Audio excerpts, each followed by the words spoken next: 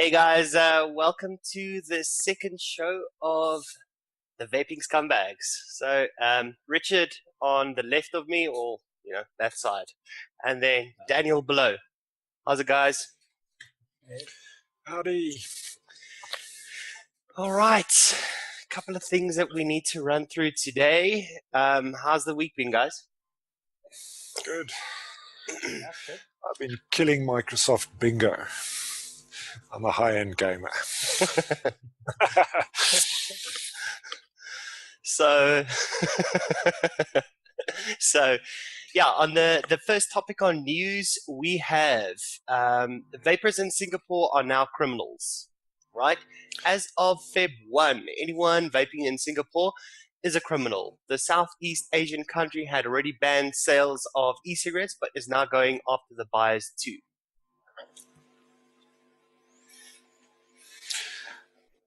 Yeah, they're so hectic with their abolitionist stance on everything. It's one of the few countries that still executes people as well. Singapore. They got the old national hangman going in the long drop gallows. Although they don't do it as much as they used to. I mean, the figures have come down. Like in the mid 1980s or so, they were executing like 30, 40 people a year. And now it's down to like 3 or 4, but it's still it's hectic to execute a guy for taking drugs. Yeah. I think like another thing is like that whole region is like they're prominent smokers. It's not just Singapore, but also the other Eastern countries. They are very heavy smokers. It's almost like it's paid for by big tobacco, and I don't want to go there and say it is paid for by big tobacco, because Singapore is one of the few places that want to outlaw smoking as a whole. But I mean, the whole region, like when I was in Thailand as well, it was the same thing. I had to smoke there. There's no vaping. People being dragged out of their hotels by SWAT teams if they were caught vaping, which is crazy.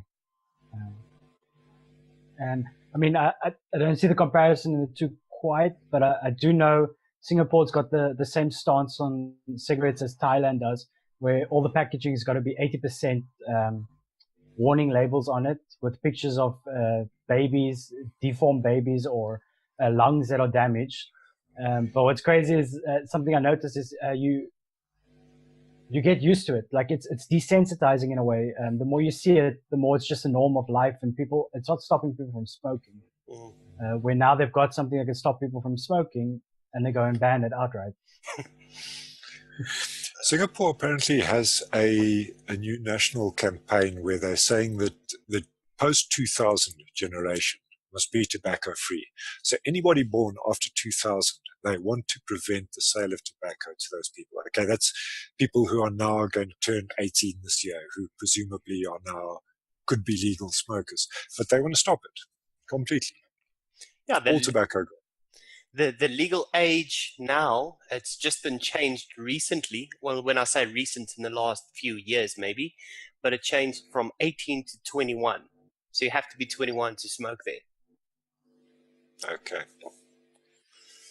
So yeah, I've got a few more pieces out of the article as well. Some countries like Taiwan and India are primarily responding to pressure from Western-led tobacco control agencies like the World Health Organizations.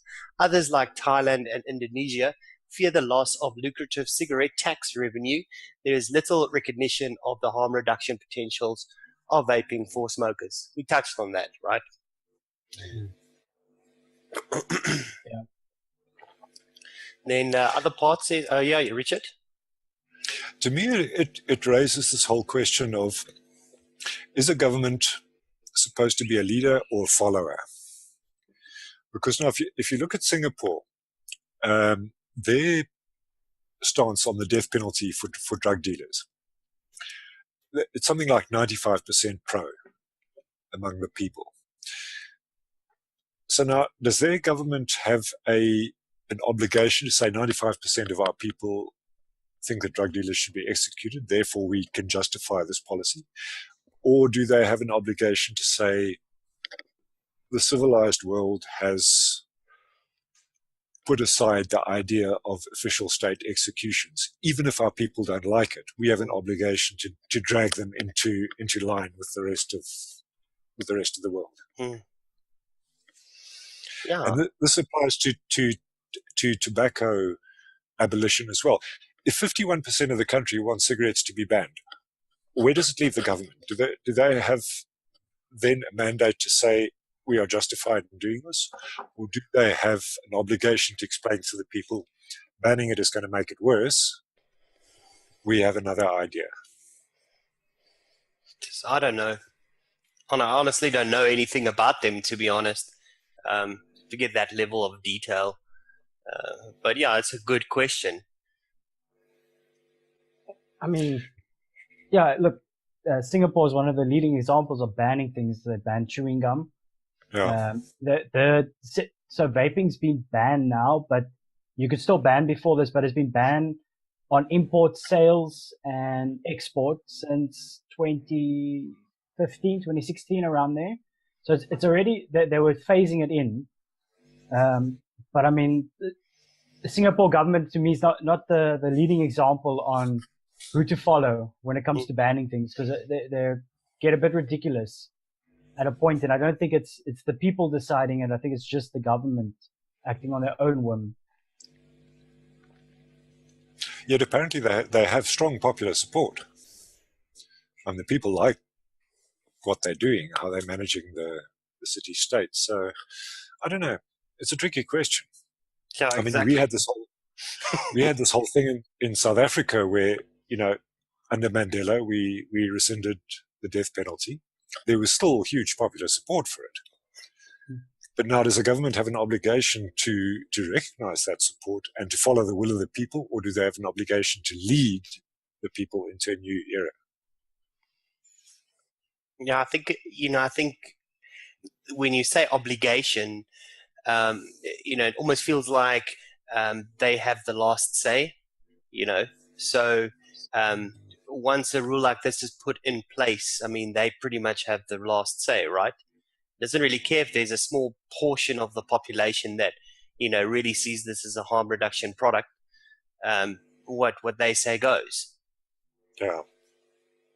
Well, the other question we have to consider is that, vaping is trying to rely on the non-smoking public recognizing that vaping has been a victim of, pharmaceutical tactics and so on. The public don't care. Non-vapers don't care if vaping gets banned, and never will. It's not something that affects their lives in any way. So I think it's a tactic that the vaping industry is going to have to rethink and quickly. I mean, they're appealing to an audience that really isn't interested in the issues around it. My thing is, when do we draw the line on like freedom of choice? So maybe it's not in their constitution, it's in our constitution, but where is our line on me deciding for myself what I'd like to do? So yes, we can't appeal to non-smokers, but maybe we can appeal to them on that ground that it's at a freedom of choice level. There's things that they do, if it was taken away, that we might not agree with, and that have the same feeling, If we had to go out tomorrow and say, okay, we're not allowed to do fresh milk, only long life milk, and the long life milk industry gains, but there's a majority of people that want fresh milk. I mean, that's a freedom of choice. Don't I get to decide what products I'd like to buy or what I put in my body, rather than a government deciding what I get to do? And that's the democratic thing, right? Democracy. Yeah. My starting point is always, at any cost, avoid a black market. I mean, if you have a black market springing up on any product, you've lost it. You can't regulate it. You can't tax it. You can't control it. And this has been the problem with drugs. I mean, trillions of dollars a year is vanishing into an economic black hole. I mean, they're employing millions of street dealers. They've got massive production facilities. They're paying off governments, and they're not being taxed. It's a cash business. So by relinquishing control of that, government has lost all the way along the line. Yeah, 100%. 100%. Yeah. Listen to this. So HSA takes a serious view on any person who contravenes this law. Those guilty of the offense are liable to a fine not exceeding $10,000. They just put it, I mean, that's US dollars, or the imprisonment for a term not exceeding 6 months, or to both. Repeat offenders are liable to a fine for not exceeding $20,000, or to imprisonment for the term of not exceeding 12 months, or to both. Where is that? So I found that in that exact. So I went on to. So if you go and look at the article, it gives you a link to go and look at the actual, what the law says, and this was just a point out of that. So that's Singapore. Yeah. $10,000. 10,000. Yeah.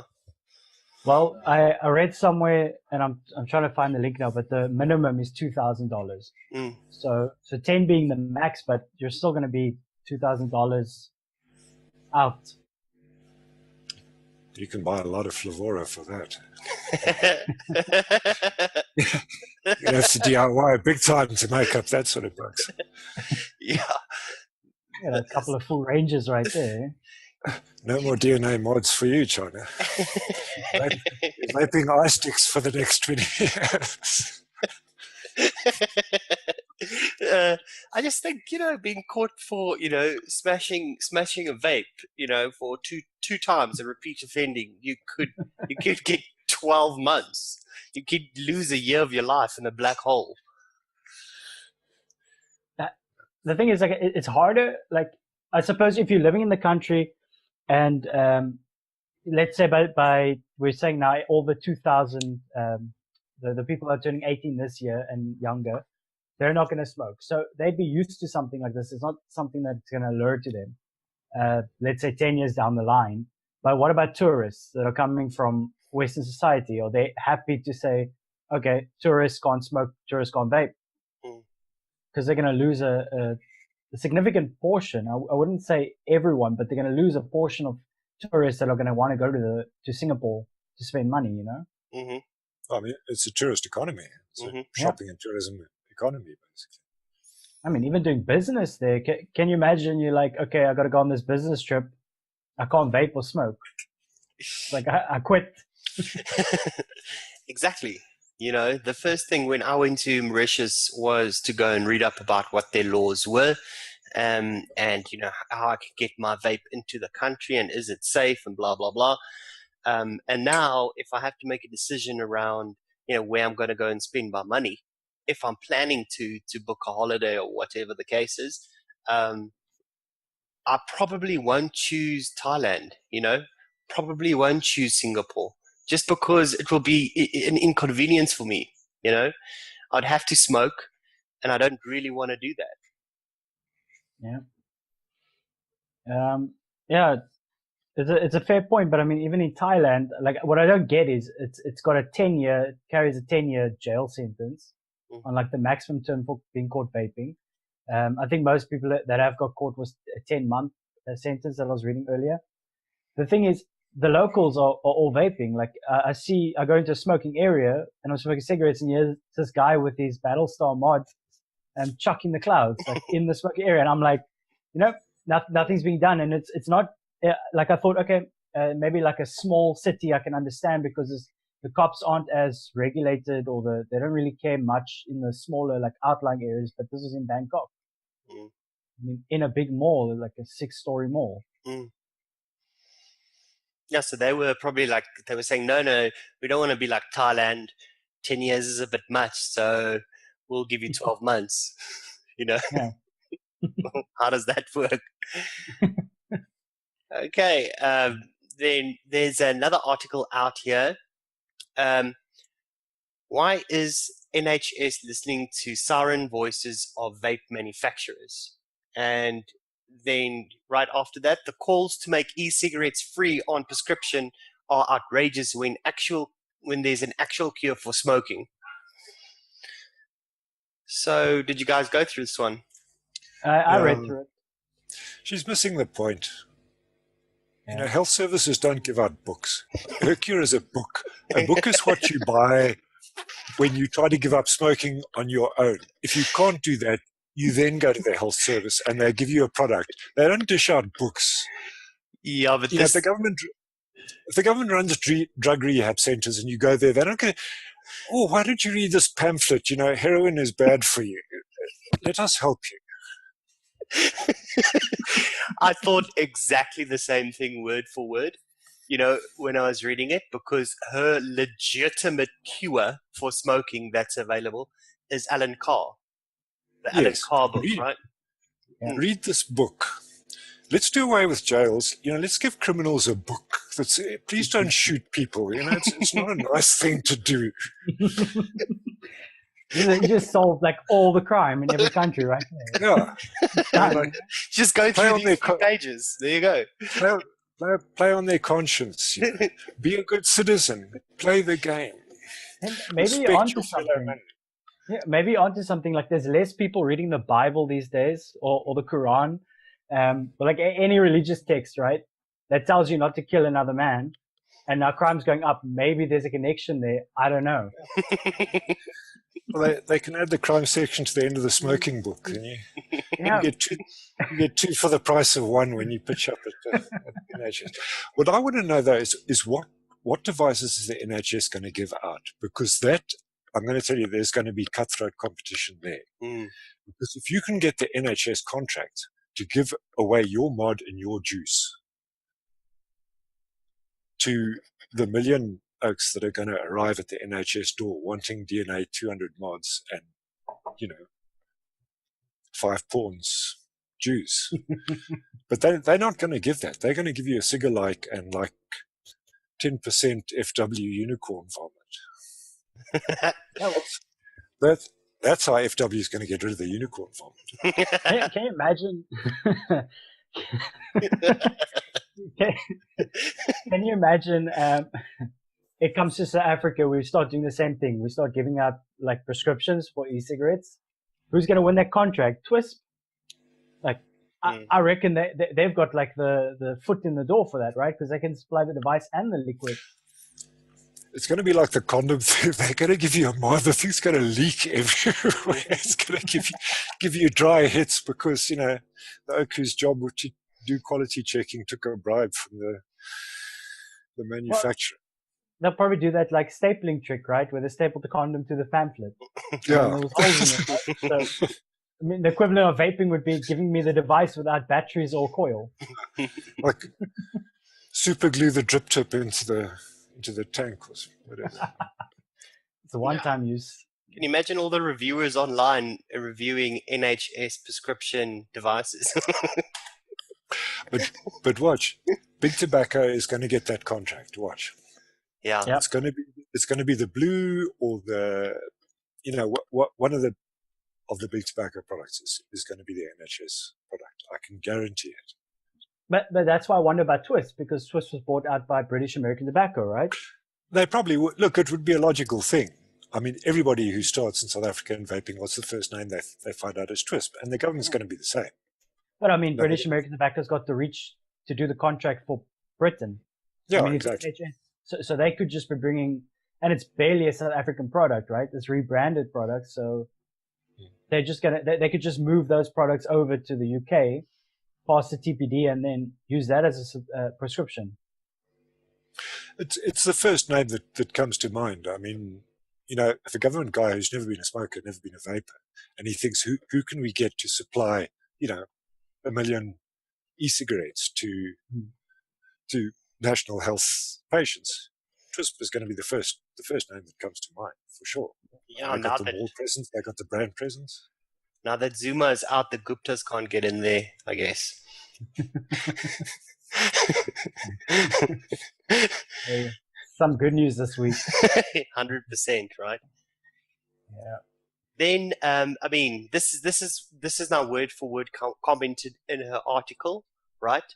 Like millions of others, a committed lover of cigarettes. She's talking about her love for cigarettes. A smoker since the age of 12, a 60-a-day girl who wouldn't sleep in a non-smoking house or hotel stopped quickly and painlessly, almost overnight, with Alan Carr's easy way to stop smoking.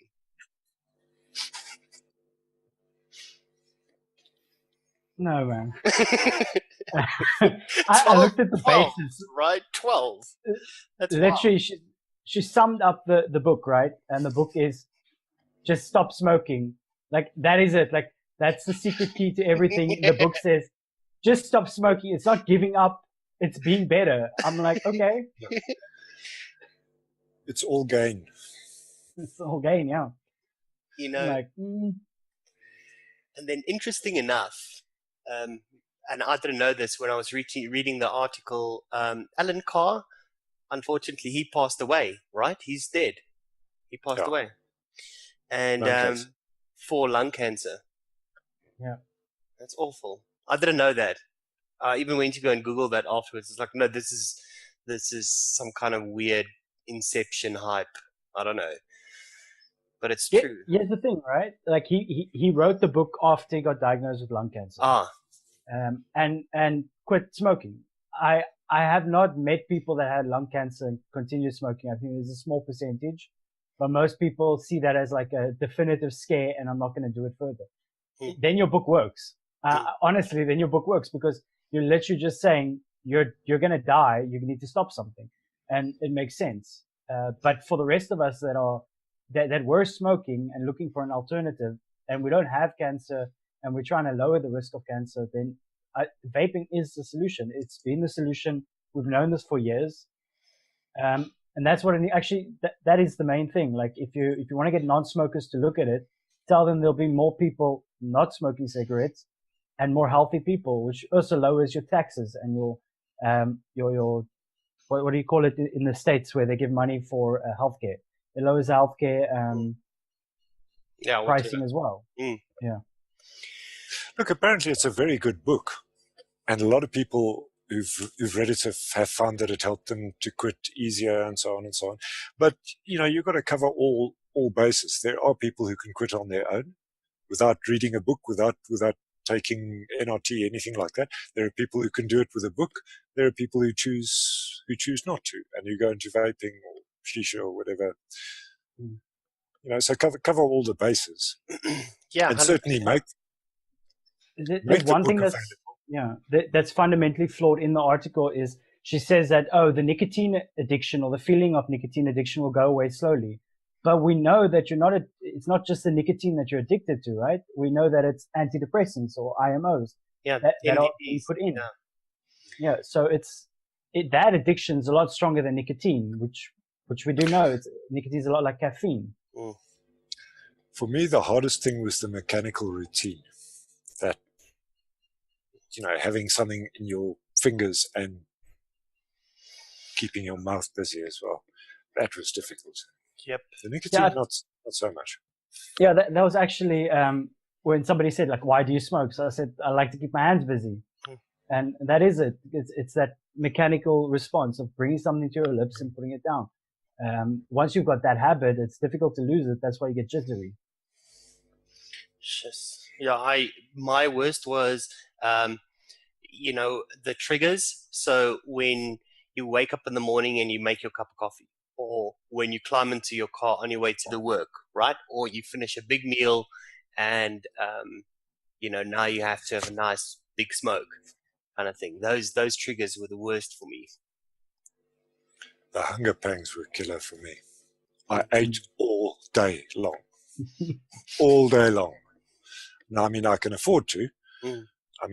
I could put on 30 kgs and I'd be at my ideal BMI, but it killed me.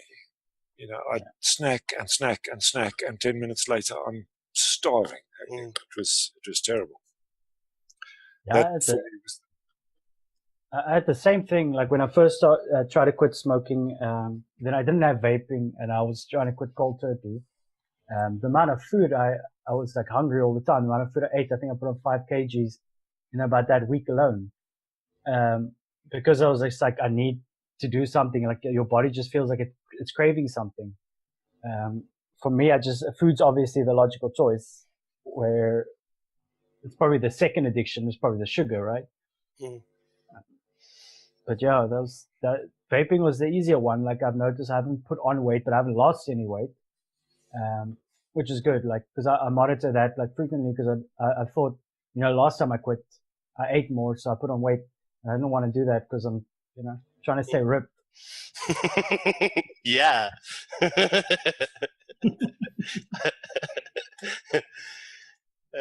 So yeah, I found some devices that we can quickly go through.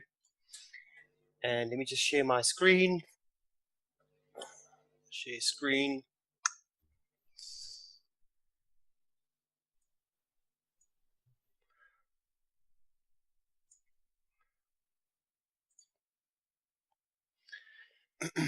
Okay, can you guys see?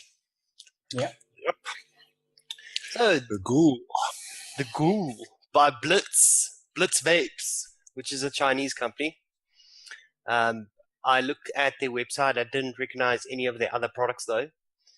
But this is an interesting little guy. I mean, it's got, and I'll show you that now in a following picture, but it's got a ceramic clamp construction, single coil configuration, adjustable side airflow, deep juice well, peak insulator, gold plated positive pin, comes with the bottom feeder, 510 threading, and 22 millimeter overall diameter, right? Yeah. That juice well doesn't look so deep. No. Like if I'm looking where the airflow is, it doesn't look as deep as I would want it. Doesn't it look a bit like a dead rabbit? It looks exactly like a dead rabbit for me. It looks. See the picture on it. It looks almost like the label of a dead rabbit, but it's not a dead rabbit. It's a ghoul, right? Yeah. But yeah, very similar. That airflow is lower. That's Yeah. going to be a leaker if you over squonk that. Yeah. Yeah, that is pretty low, right? It looks a little bit That high. single coil, yeah, the single coil clamp design looks interesting though, from the other pictures that I've seen. But that juice well just looks like it's going to leak the whole time. Yeah. I mean, if they're saying deep, right? Are they saying Hadley deep? Because the Hadley looks deep, but it's not deep. Like I know, like it looks a lot deeper than what it is actually, but it oversconks quite quickly. So it's probably the same thing. I like that clamp system. Me too. That looks pretty neat. What's the deal with the airflow? I mean, I watched several reviews on this, and I still don't really know. It's got one inlet in the front, which we can see there. Yes. There's two inlets at the back, but it's cut away, so it comes out as one inlet at the back. How does it actually work at the back there? Because in all the reviewers, they said, the airflow at the back is not the same as at the front, but they couldn't really explain the practical difference. How does it actually change the quality of the airflow? Because that looks interesting to me. I mean, it's got the two channels at the back which sort of blend into one.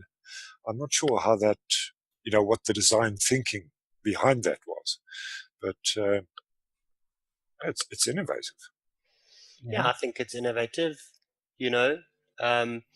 What I like is the clamp system with the one screw, because we're not lazy enough. So we can literally just screw down one screw and your coil is in. I like that. I think it's a nice little touch there. Not too sure about the ceramic. Hopefully it's a good quality ceramic, and we don't see what we saw with. I'm not sure if it was ceramic, but it was something like ceramic in the Troll RTA. Where if you didn't build it right, it would singe the ceramic.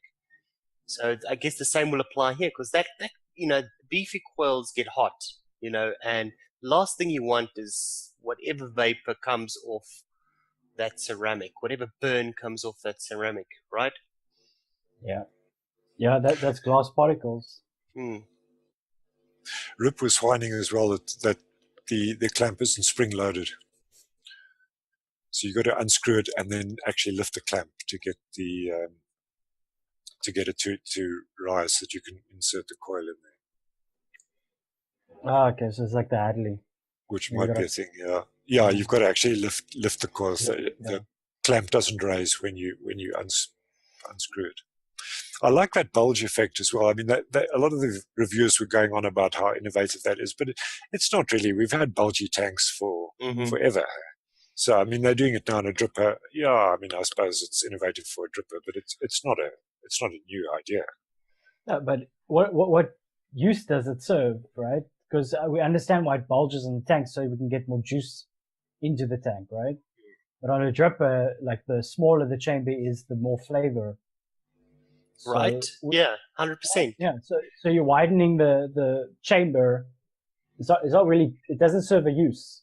It's got no purpose except to look good, I suppose. Sexy curves. And then there's another device also. Let me just quickly get it here. GoCon. No, it's not this one. I'll just quickly find it. This was really interesting for me. Can you guys see it? Yep. So this is the Pulse. And of course, the Pulse was Tony B, and Tony B is from the Vapor Chronicles. I think he's in Hawaii, if I'm not mistaken. And he's now spent a lot of time creating a regulated Squonker that takes 2700. I've got a Pulse, the Mech box, and yeah, I kind of love this thing. When I'm going onto the beach, or where I'm at some point, if there's going to be potentially getting sand in your vape, you don't want to take your best device on the beach, right? And the Mech worked really well there. So I like that device. It has a purpose, and this is neat. Of course, this is exactly up my alley. I think it's a regulated squonking. Takes it 2700. If you get that Sanyo 2700, I think that's 42 or 4200 or 4000 milliamp, right? And I think it goes up to I think it goes up to about 16 amps. I think it's 16 amps, which is decent. Does it have an option for 18650? Do you get a sleeve Yes. with it? Yes. Yeah, you do. Yeah, what I know about it. Yeah, Daniel? I'm interested in the price point for this though, because I think that was one thing that I like about the current Pulse is it's fairly cheap in terms of pricing. Like I think we pay $650. I've seen about $650, $600. That's like it's a nice runaround mod at that price, It's like you say, it's the one you take to the beach. You don't want to take your more expensive, like your hot cigs and your DNA chipsets to the beach. No. Now, I dig this, but I'm interested to see if the price point being regulated is going to make it a lot higher, Yeah, it's got, so it's 80 watts, right? Which is pretty much the same as the RSQ, and the VT inbox is also 80 watts. I think it's 80 watts. Let me just check here. The VT inbox is 75. Is it? Let me check. Yeah.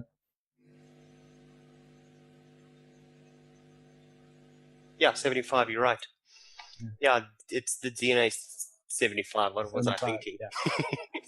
Anyway, 80 watts. It's got the Gene chip. Know nothing about the Gene chip. Does anybody know anything about this chip?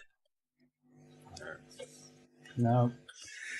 Takes 2700s and exchangeable panels. So you can mod it. I wonder how much bigger it is than the current one, seeing as there's now a chipset in there, because it'd be cool if you bought panels for your Mech Squonk Pulse, and then you can just fit it on here. Because I see a lot of cool panels going around. I'm not so much into this kind of resin that's on the screen, but I do like some resin panels. Yeah. I think that's a selling point. I do get bored of a mod, and if it had interchangeable panels, I think this could be nice. The VT inbox has got interchangeable panels, so maybe they were looking at the same kind of market. Yeah, that would be good. Mm. We get leather panels on that, man. Yeah, it'd be cool, right? A silver one with leather panels. There we go. Okay. Okay, just want to stop that share. Then another topic that we quickly want to run through: bottles for DIY. I think we can all talk a little bit about that, right? So, what's all your preferred bottles? I suppose let's just see what everyone's preferred bottles is here. All right. Okay, so mine's still these. Yeah, these. But my preferred. I actually want to start. I don't want to start with those. I'll end up with, what my preferred one is. But I want to start with some of the bottles that and what their problems are. The grief that they cause. Right? Who's got these ones?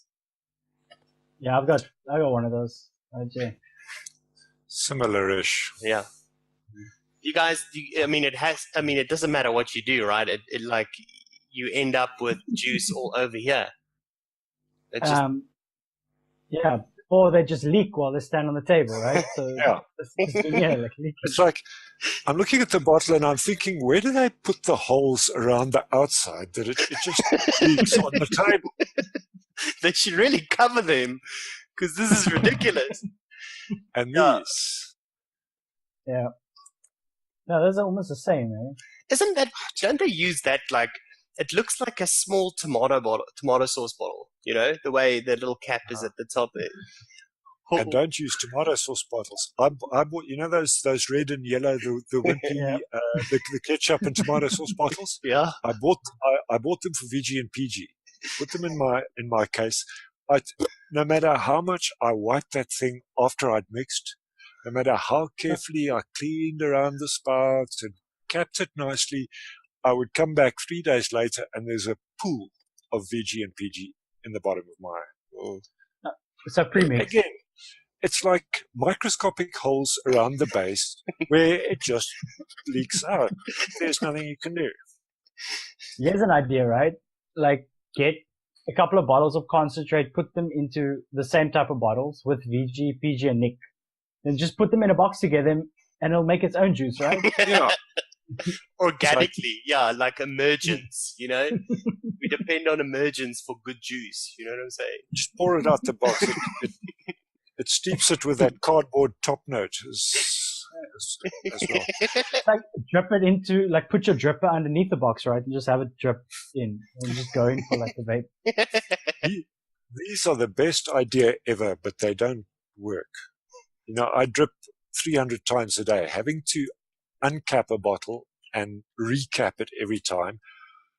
To have this where you just sweep, twist open, twist close, but it's like, it's like peeing in the public urinal. That last drop is always going to go where you don't want it to go. Yeah, I've had the experience of that. 100%. You always end up with a little bit. I don't have any of those bottles, but I did buy some commercial juice. It was a custard and it was those bottles. And, because when you drip, you open it quite a lot. So it wouldn't be a huge problem if you a sub-ohm tanker or a RTA guy, because at least you're throwing in 5 mils at a time. But if you're dripping like 10, 15 drops, and then you vape 3 or 4 times, maybe a little bit more, and then you drip again, and then you end up with a lot of juice just running off that cap the whole time. That's a Sriracha bottle thing, man. Like, as you close it, it just pops out a bit. Like, every time on that. And these guys, I tried it. I don't even know where the cap is here.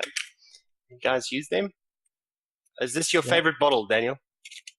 Yeah, I'll tell you why. And it took me a while to figure it out. But okay, so I like this bottle, but they have to be authentic. And I mean, all parts. So I think like what was happening, there was a time when these bottles were popular, but there was a shortage. So a lot of, like counterfeit of bottles like this came onto the market. And what happened was the top here would either break, right, or on 100 mils, the inside cap, which is like essentially press fitted in there, that would pop out while you're pouring out 100 mils, so you just lose all your juice. Now, after buying like authentic bottles and messing around a bit, I haven't had that issue. Like not with one bottle. As long as your cap's authentic, so the way it's is it's got writing on the inside that says Chubby Gorilla, and then your bottle's authentic. There's been no issues from my end. So where's the writing? Sorry, Richard. It is childproof. So the writing's inside the bottle cap. So if you take the cap out, then you'll see inside it says like made by Chubby Gorilla. Mine says www.chubbygorilla.com. Yeah, that's authentic. Is that authentic? Yeah, that's authentic. So the writing's the ones that don't break, at least from in my opinion, and from my experience with them, they're the ones that have been like fine. Yeah, when you so what I've been doing is, because this little exit over here is so small, I've been using like a small metal rod to try and just open it up just slightly more, so that, because if you've got the viscosity of the juice that you're dripping, or whatever the case is, a little bit high, you tend to squeeze it a little bit harder, and then this whole thing literally pops off. And because that opening is quite big, like you were saying, Daniel, you literally just dunk 100 mils of juice all over you. I cut mine on the 100 ml bottles because I struggle to get like the last 10 milliliters out, especially when it's like towards the end, and it just doesn't want to come out no matter how hard you squeeze. So what I did was I cut off about a millimeter, 2 millimeters, and then it's perfect. It all pours out like the way I want it to, especially when I fill up the Squonk bottles, because I fill them up with the cap on instead of screwing the cap off. And I've got a little technique on that, yeah. Another thing you can see, like on this bottle, like if I just turn it here, you have to really squeeze it to get the stuff out, and it ends up with all these creases on the side. And I mean, when I buy bottles, I want to reuse them, right? And this is like, I feel so shameful if I take this out in public and look at it. Yeah, the 100 mils do that a lot more than the 60 mils do. Yeah. Which is kind of why I've got a lot of the 60 mils. But yeah, I agree. I try and get like at least 2 uses out of them. PET is just flat out evil. I mean, that stuff is so hard. Yeah. You have fingers like Arnold if you use that for like 6 months. Anybody make this mistake? These ones? I've got those, yeah. But the ones I got for free, so. That childproof cap. Never tried these ones though. Like these are the 30 mils. Oh. These are hard. Like these are hard to push. And these ones break. And I think this is also where the lids come in. Is these aren't authentic. This isn't a Chubby Gorilla product. But the cap is exactly the same as a 60 mil. And I think they get swapped around like in the shop without anyone realizing. Yeah, who knows, right? Yeah. You got to have some of these. Yeah. Are we going to do it? Like that's how you use this.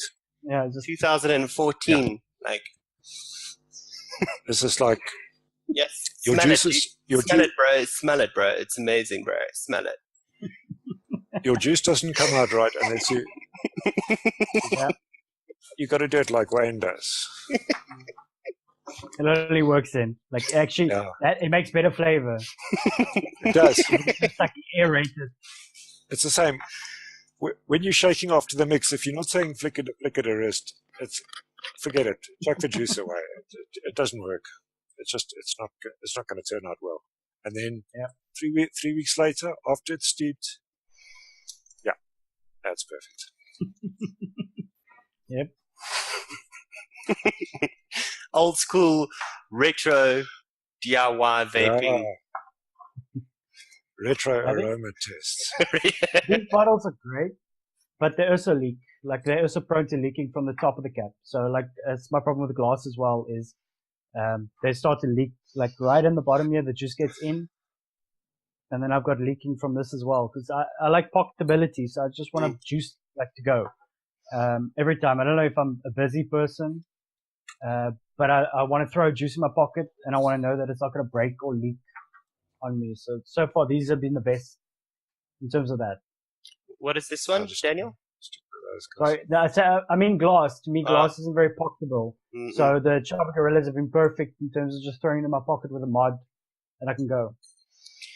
Yeah, have you ever had a couple of beers and you tried, dripping with this thing? You know what I mean? Or trying to fill a tank or something, because you were smart. You wanted something a little bit that can, you can fill up and you don't have to drip that much. And you're trying to, it's difficult, man. Is it just have you tried to? No, have you tried to fill a Squonk bottle with one of these? No. I have once. I think I just gave up. Yeah, it takes forever. I sat like the whole night trying to get that bottle full. I suppose if you're just doing the Wayne thing, right, just smell it, drip it on your Hadley and go. It's fine. But if you're trying to fill up a Squonk bottle, it's a nightmare. Why do we mess around with, vapors if we can just go, you know what I mean? Get a fix, yeah.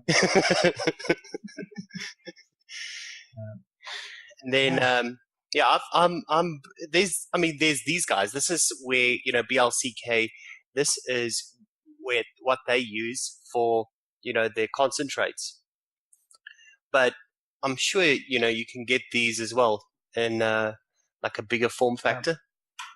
No, they sell these in bigger form factors, actually. You can buy them separately. These are great. I think this might be my next route in terms of bottling is these kind of bottles. Because they haven't leaked and they've got concentrates in them and you don't want your concentrates to leak. Yeah.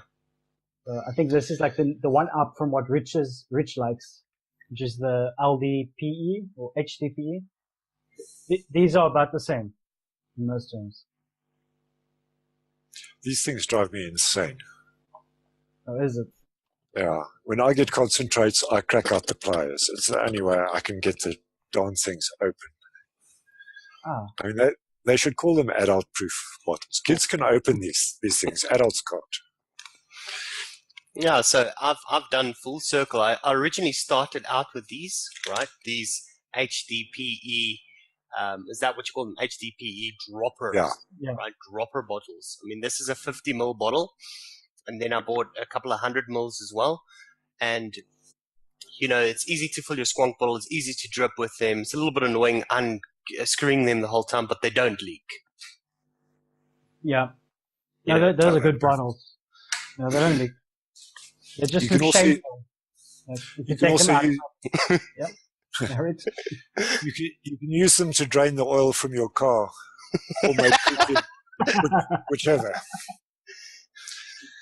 Anyway, OG milk chocolate, the stuff's gold. That looks amazing. I'm still waiting, for the price to go up. I got 20 mils. I'm auctioning it. 500K a piece. I'm going to run it illegally into Singapore. Make millions. You risk the death penalty, but the bucks you get paid is going to be worth it.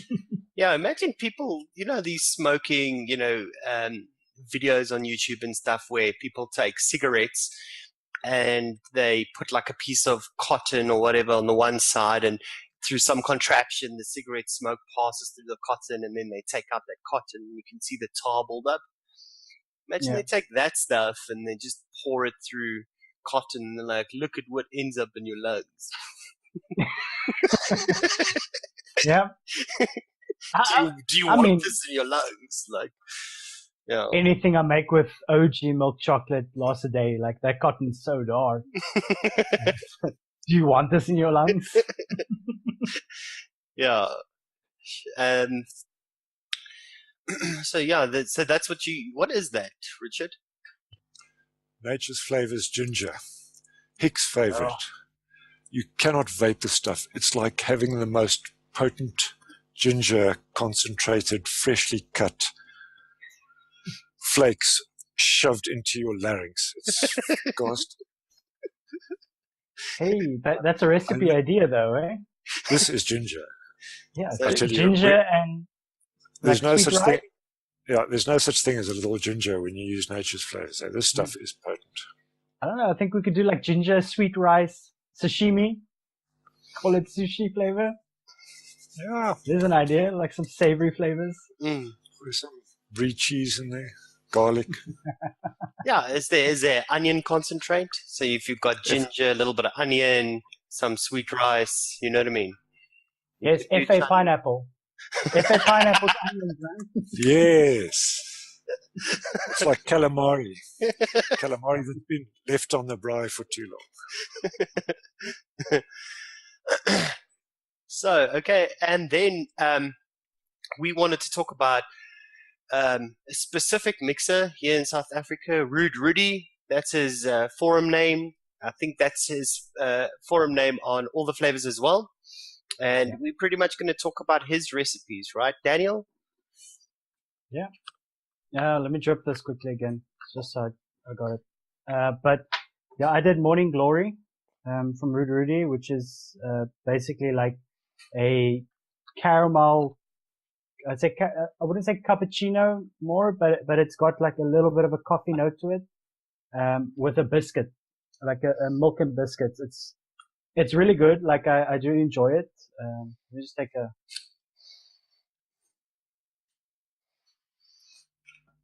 So what I do get from it is like this very like nutty biscuit, with like a lot of cream, and caramel. The caramel is more in like the base flavor that you're going to get. You're going to get caramel, milk, and then with like a nutty biscuit. But, for me, this is an all day vape. I mean, I've made a 60 mil and that's what's left. And I had to stop myself so that I don't finish it before the show. But it's good. Like, I think he knocked it out the park on this flavor.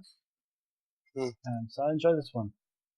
So, I was also interested because, since my twist days, vape pen days, for those who don't know what a twist is, they had a coffee flavor, right?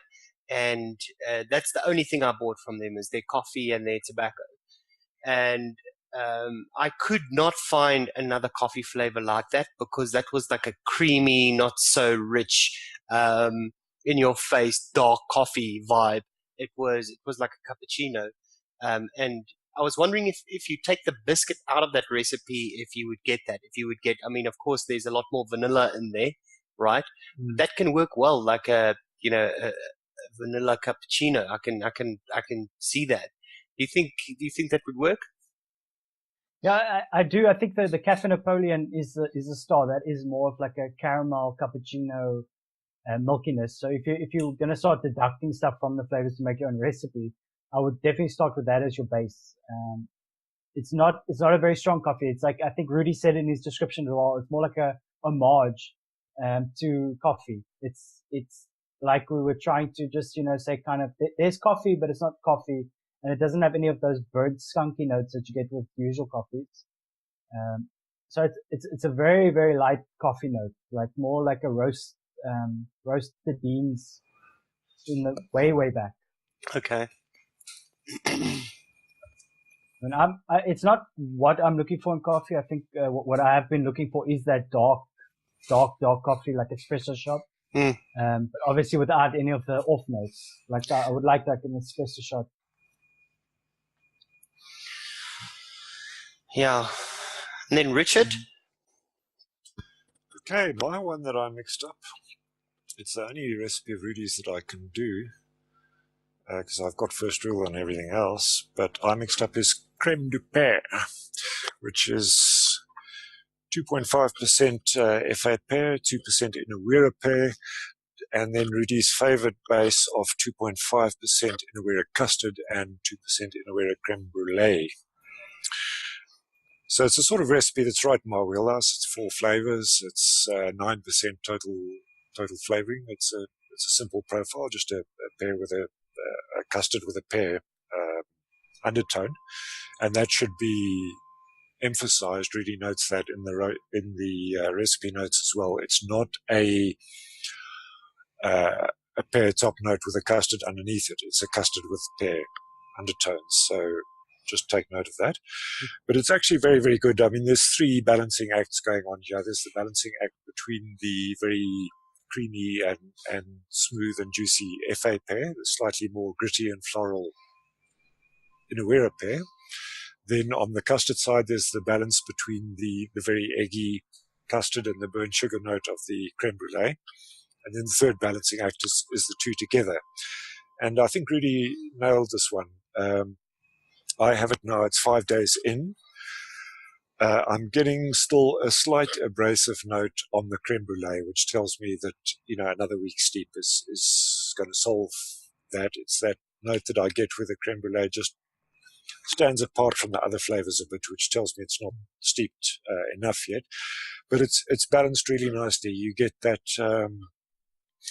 a strong creme brulee note at the start of the XL, and then particularly the FA pair comes through later in the XL. You end on this very nice, smooth, creamy, flavorful, and nicely balanced. Good balance between the custard and brulee and the pears. So I think it's a good recipe. It's quite a rich recipe. I think if you vape this all day, it would be quite challenging, but I like it as an occasional vape. I change flavors every 15 minutes to half an hour anyway. So for a half an hour, this to me is a great vape. It's very smooth, it's very tasty, it's balanced. You got also the moisture level just right. That for me is very important, particularly in a custard vape. You don't want a wet custard, and you don't want it to be dry either. You got that just nice and properly moist without being overly juicy or without being dry and harsh. So props to Rudy. He balanced that one really nicely. It's an easy recipe to make. The flavors are popular and easily available. So highly recommended. It's a good juice. Cool. And so I went with iced lychee. I've been doing the fruity vapes here for, mostly of the summer. Before this, milk and custards, that's literally all I vape, but it's so damn hot, man. I need something a little bit lighter, easier to vape.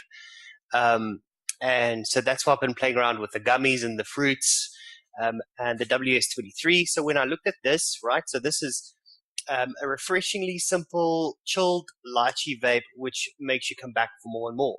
And I agree with that, and then, on all the flavors, the next thing he puts there is, what the fuck is lychee, right?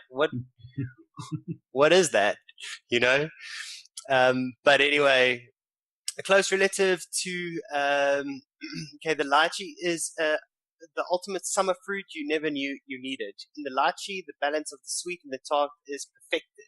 What he did here, in my opinion, so what he used is FA lychee and CAP sweet lychee. And, it was 3% of lychee, 1% of CAP sweet lychee. And for me, it's an authentic lychee. So it's not, he wants a little bit of sweetness with, you want a little bit of sweetness in your lychee. So when you eat a lychee or lychee, there's it's really sweet. It's one of my favorite fruits. And so I think he wanted some sweetness in there, but the FA lychee is the more predominant one at 3%, which is more authentic. So he wanted an authentic lychee.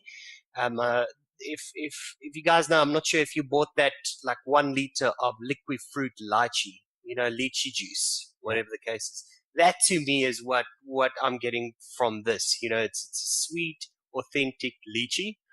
And then he used FA cream fresh, and that was just to widen the profile a little bit, because the lychee could be a little bit thin, top note. So he used FA cream fresh just to widen that profile a little bit, and support the lychee. And then he put in WS23 at 0.5% to cool everything down. I prefer, I vaped it and it was great. I was so confident when I looked at this recipe. I actually made 100 mils, and you can see there I'm 50 mils down, pretty much. 50 or 40 mils down. And I put in a little bit of super sweet just to make it a little bit sweeter.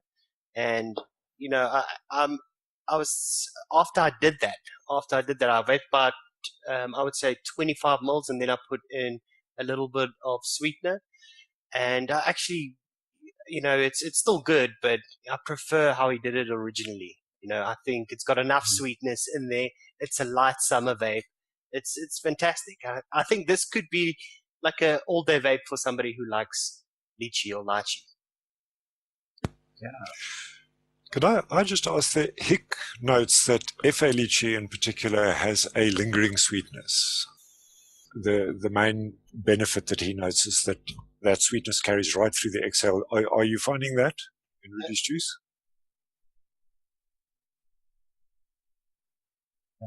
Yeah. Yeah, but if I did the back of the hand taste with FA lychee, and I found it not as sweet, of course, as a sweet lychee. When I vape it, I don't know which one it is, but in his juice, I'm getting lychee all the way through, and it's a nice, sweet, balanced lychee all the way through. So it's there, but it's it's the FA the cream fresh that he used. Just widens the profile a little bit, so the mouth feel. So it gives you a nice full feel. So I wouldn't say that, you're getting the lychee maybe just up front or maybe on the exhale only. It's there the whole time. One thing I didn't note with the creme de pear is that there's no sweetener in it, and it doesn't need it. You're going to mess up this recipe if you add sweetener. It's just the sweetness level is just right as is. I don't think RudeRude uses sweetener at all, eh? Like, I don't have any sweetener in my recipe either, if I'm mistaken. I don't think he uses it at all. Like, I don't think he likes sweetener. I think it's personal preference from him is that he doesn't want to put sucralose in his mix. Yeah, I'm looking now. He doesn't use sweetener. Yeah, that syncs with my preference as well. I use sweetener under protest. Yeah, I've vaped way too much of Daniel's juice. I'm addicted now to sweetener and super sweet. Yeah. It has to go in. You know what I mean? It just has to. It just feels empty. I feel like it's sacrilege if it's not there. I think for me, it's one of those things like once you get used to it, you can't come off it. Yeah. Like it takes like a while to get used to a juice that doesn't have a sweetener in it. Yeah, every one of Wayne's mixes at the end, it's like, oh, and 0.5% cap super sweet. Imagine our surprise that 0.5% cap super sweets in the recipe. Yeah, nobody saw that coming. He's got the rose milk scavenger hunt, right? And I'm like, 0.5% sucralose. Like, why are we even having a scavenger hunt for that? We know it's in there. Just say it. Just like put it there and just be like, we all know this is in it. Okay, and then Rudy dropped the new recipe literally hours ago, right? And it was Holy Holy Custard, a velvety vanilla custard blended with rich caramel and a touch of tobacco. Richard, you were saying that it's similar to the base, the custard base on your creme de pear. Yeah, it's the creme brulee and custard base. It's one of Rudy's favorite bases to use, so it'll be good. I have first rule on that again, though. Rudy uses concentrates that I just don't have. I wanted to mix this when I saw it today. The problem is, I see it's got a 14-day steep, so I believe it's got I can see from here that's going to need a 14-day steep because of how much custard's in it and how much holy vanilla, just to get that all blended. So I'd mix it up and maybe talk about it like later on, but it does look good. And I like that it's like he keeps things simple. He doesn't need to put like 8 flavors in a mix and call it a recipe, He knows that, okay, these flavors work well together and we'll put it in. And I personally, I try and achieve the same thing when I do mixes. So I respect that when you try and subtract a lot of the like bases and try and get one flavor to do all the work instead of getting 3 flavors, Yeah, it's creme de pear. 2 pears, 2 custards. Yeah. Boom. Off you go. Yeah, Keep it simple. with this lychee recipe, I think his total recipe, the total percentage is sitting at, what is that, 4.5%. It's 5.5, Is it 4.5. Yeah, 5.5, excuse me. 5.5, yeah. Damn. Damn. Mine was at 9, that's banging my wheelhouse. Yeah. Yeah, mine was a little higher, but I can see we had to crank it up. Like, probably wouldn't have got up. I think we're at, on mine, 13%, which is fine. Like, that's a good percentage to be at. Okay, cool. So then we've got a couple of notes that we wanted to do, right? Daniel? So I'll kick off. I tested frosted cereal from Real Flavors. I'm just trying to grab it. Yeah. So I tested frosted cereal from Real Flavors. I tested the super concentrate. And I put it in at 3% thinking it's a super concentrate, so I don't need a lot of it. I don't think this is strong. I don't think it's a super concentrate at all. I've had to crank it up all the way to 6% to taste anything. And even on the back of the hand, it's like, you immediately taste there's none of that burning or harshness that you get from back of the hand test. But it's a good frosted cereal, but it doesn't have a cereal note to it. I get a lot more of like a little bit of frosting and a lot of milk. And it does tend to have a bit of that sourness that needs to be sweetened up somehow. The back of the hand tastes much better than the vape does. It's not a terrible concentrate, but I don't see, it's like a niche concentrate. I don't see you using it. I think there's better options out there. I think you could use meringue with Cereal 27 and achieve the same results.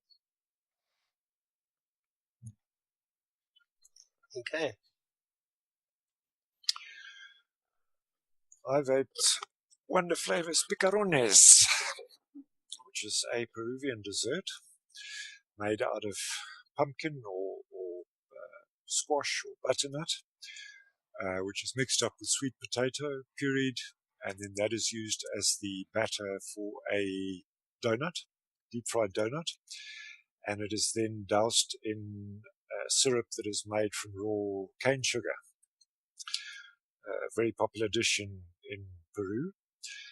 And I have to say, it vapes pretty much like you'd expect a Canadian company making a Peruvian dessert would vape. It's got a very strong pumpkin note. You can taste the sweet potato. You can taste the sugar.